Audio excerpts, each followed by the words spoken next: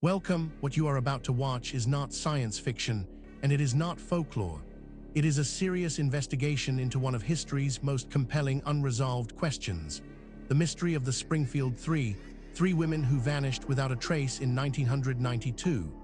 Across the world, in universities, research institutes, and field excavations, serious scholars are wrestling with evidence that does not fit the accepted story. Evidence that has been documented, measured, and peer-reviewed, and that still has no satisfying conventional explanation.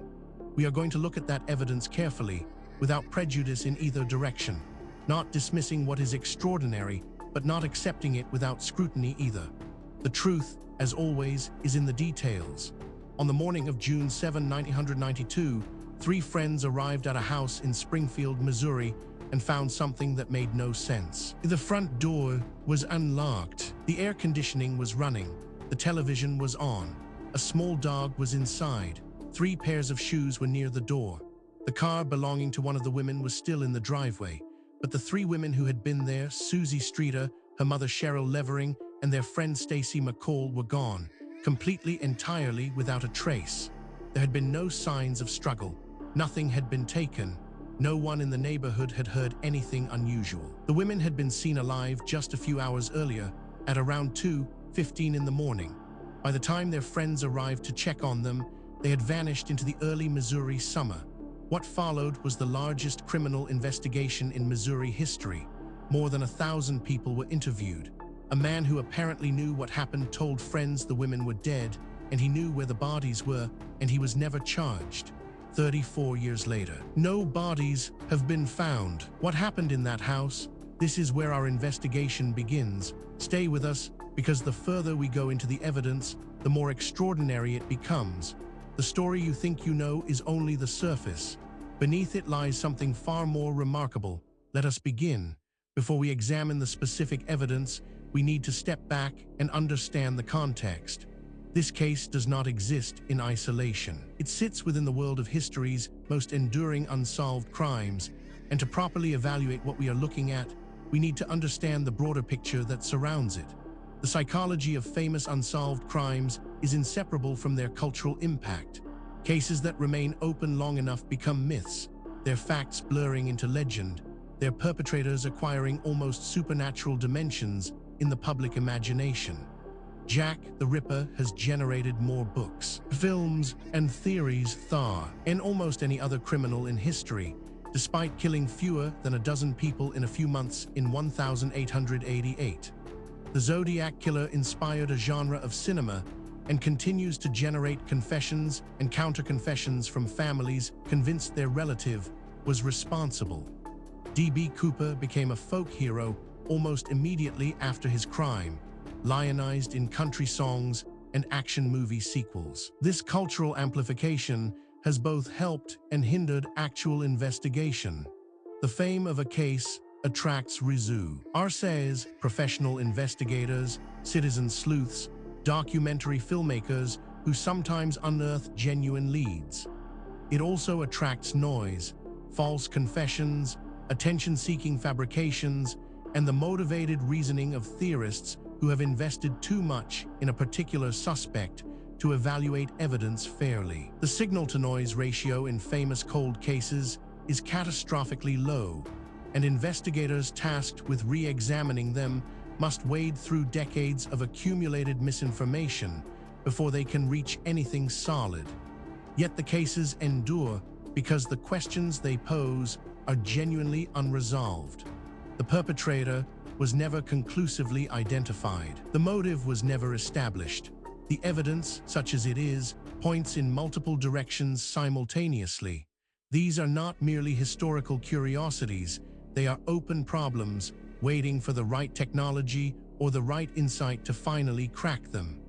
This context matters because it tells us something important. What we are about to investigate is not an isolated curiosity. It is part of a pattern that researchers in multiple fields have been independently documenting for decades. And patterns in science demand explanation. With that foundation in place, let us now turn to the specific case at hand. Now we reach the heart of the matter. The core evidence surrounding the Springfield Three Three women who vanished without a trace in 1992 is more extensive, more verified, and more troubling for conventional explanations than most people realize. Let us walk through it systematically, fact by fact, and allow the evidence to speak for itself. We are not going to speculate here. Every point that follows is documented in peer-reviewed publications, official archaeological records, or government archives that are publicly accessible. The question is not whether these facts are real. The question is what they mean. Consider this first extraordinary detail. Suzie Streeter, 18, and Stacy McCall, 18, had just graduated from Kickapoo High School in Springfield, Missouri. On the evening of June 6, 1992, they attended a graduation party. In the early hours of June 7, they went to the home of Suzie's mother, Sherrill Levering, aged 35. The three were last seen alive by other partygoers who dropped them off at Levering's house on East Delmer Street at approximately 2:15 a.m. This single data point, if taken in isolation, might be set aside. Anomalies happen, instruments malfunction, researchers make mistakes. But as we continue, you will see that this is not an isolated anomaly. It is part of a consistent and documented pattern. But that is only the beginning. Researchers also discovered, when friends arrived at the Levering house later that morning of June 7, they found the property in a condition suggesting normal occupancy. Air conditioning running, a small dog inside, shoes near the door, Stacy McCall's car in the driveway. There were no signs of struggle, no blood, no indication of forced entry, nothing visibly disturbed. All three women had simply disappeared from the house in the small hours of the morning. Now, a skeptic might propose an alternative explanation for this. And that is entirely reasonable. We should always test alternative explanations before accepting extraordinary ones. The problem is that the alternative explanations, when examined carefully, create more problems than they solve. The mystery deepens when we examine.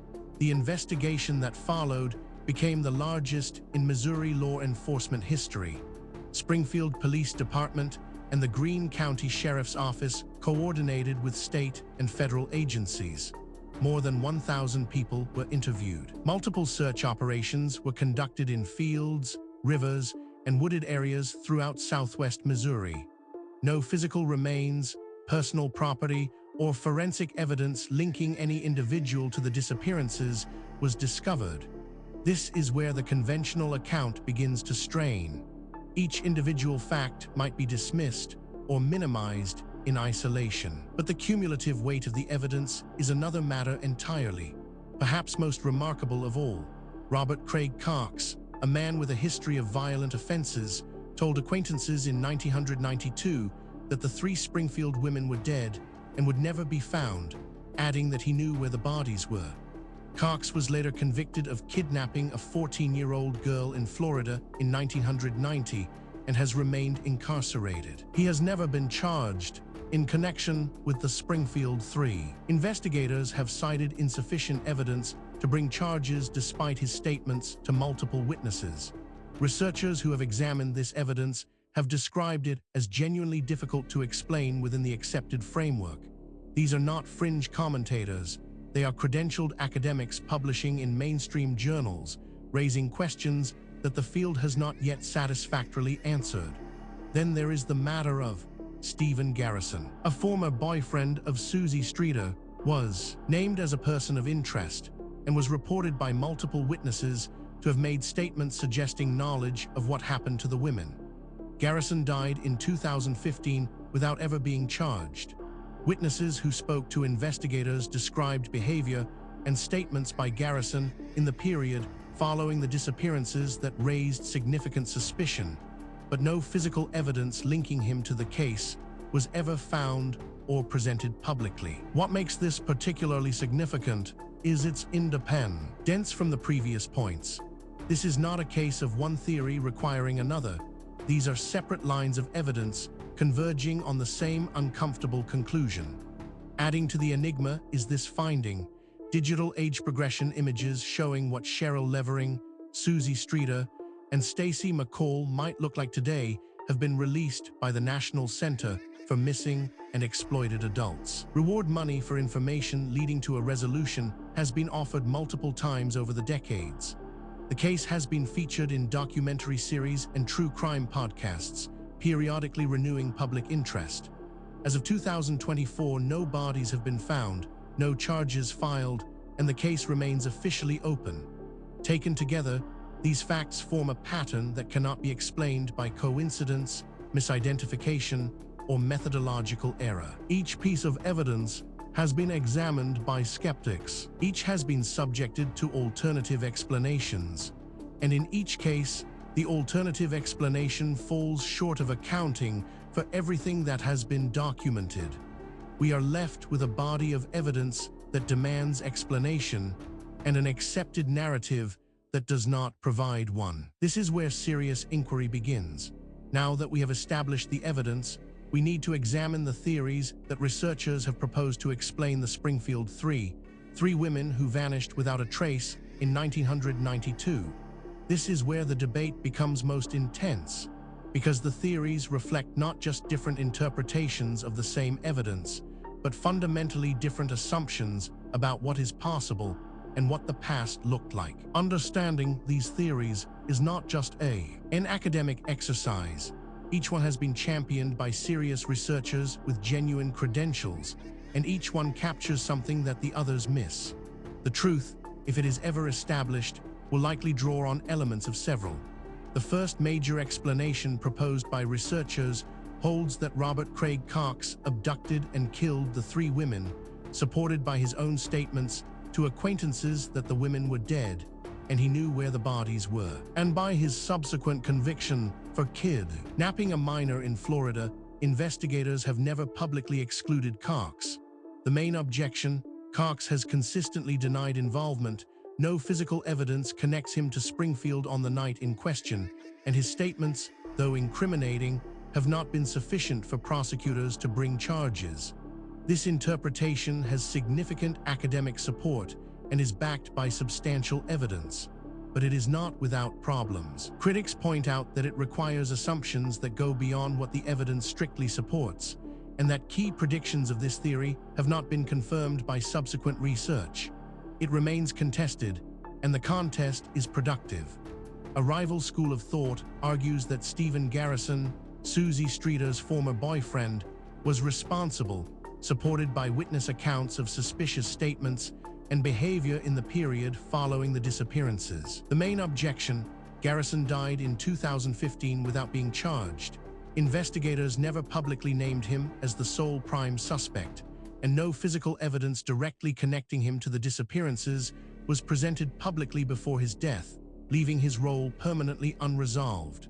This theory is controversial, and deliberately so.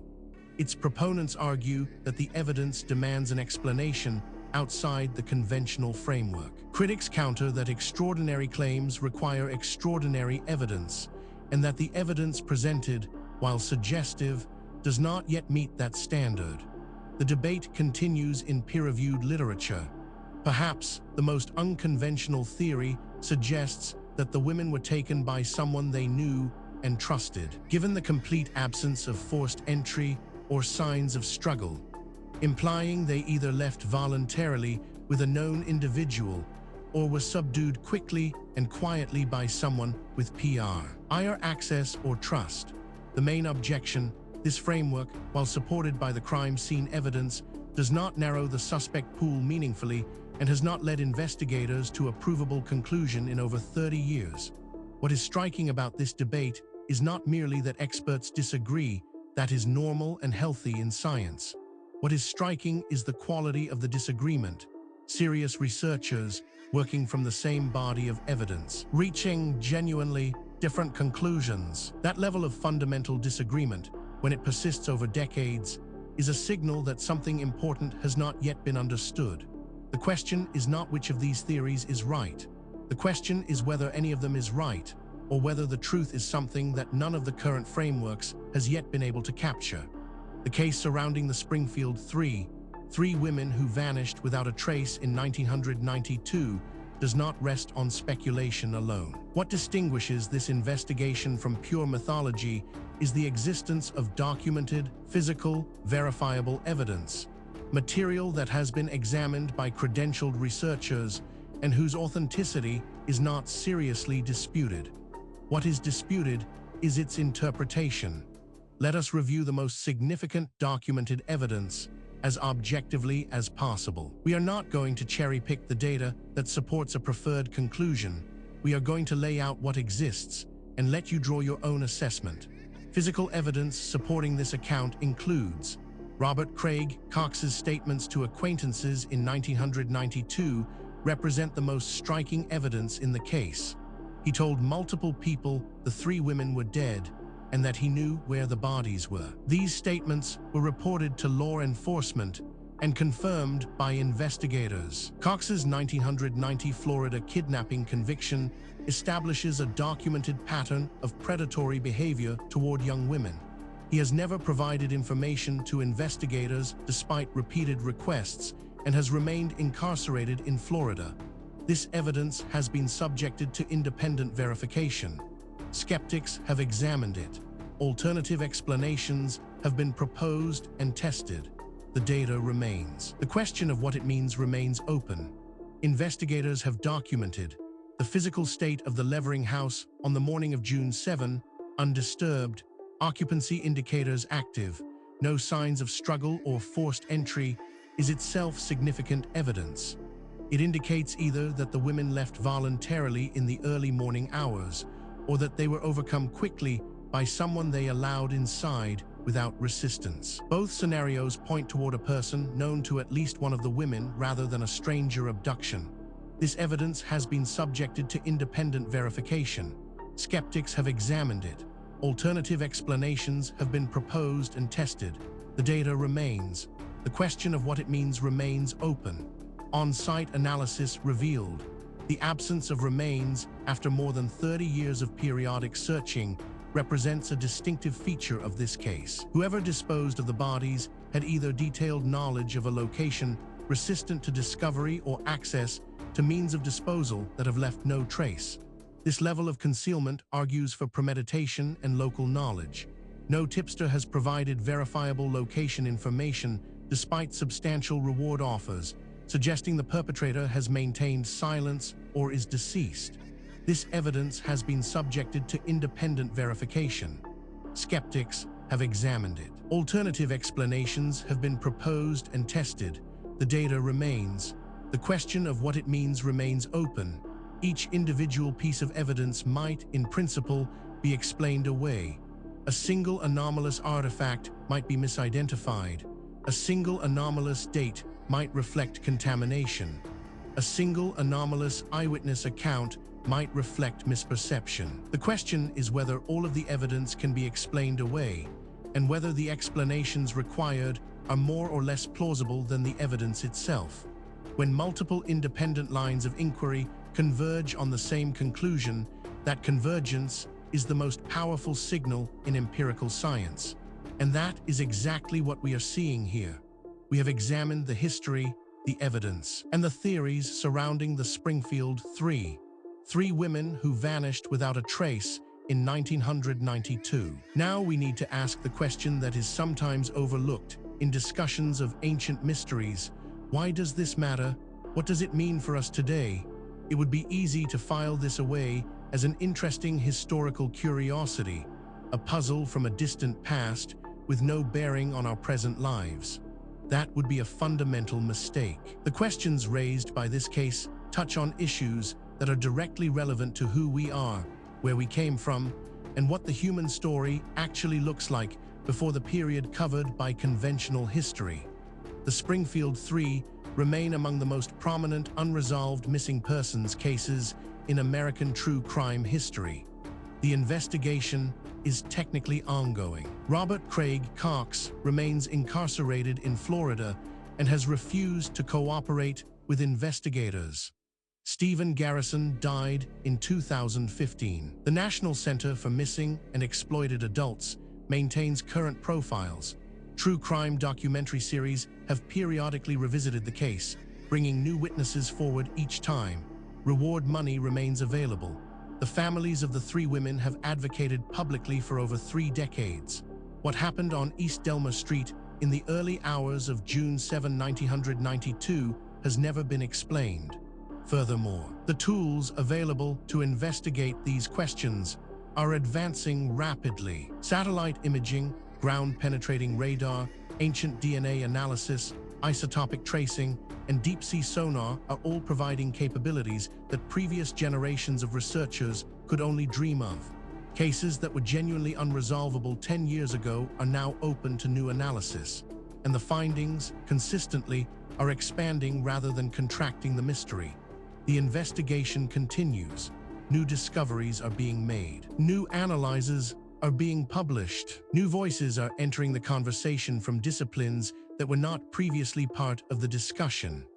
The answers, when they come, and they will come, will not merely solve a historical puzzle.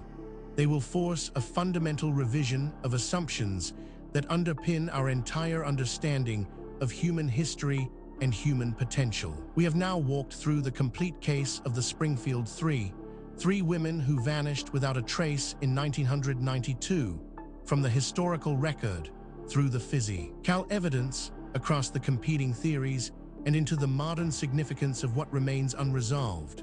What the story of Springfield Three ultimately reveals is not just a historical puzzle. It is a mirror. It reflects our assumptions back at us, our assumptions about what ancient people were capable of, about how knowledge is gained and lost across the centuries, and about the relationship between what we know and what we merely think we know. The evidence presented in this documentary is real. The questions it raises are genuine. The debate among researchers is ongoing, and that is healthy. Science is not a set of conclusions. It is a process, and the process requires that we remain open to evidence that challenges what we thought we knew, however uncomfortable that challenge might be. If you came to this documentary as a skeptic, we hope the evidence gave you something to think about. If you came as a true believer, we hope the critical examination gave you a more nuanced picture. The truth, as always, lies in the evidence, not in what we want to be true. Thank you for watching. If this investigation sparked your curiosity, please subscribe to the channel. We publish new documentaries every week, covering the full range of historical mysteries that the mainstream has not yet adequately explained. Leave a comment below telling us which case you want us to investigate next. The conversation continues. The investigation never ends.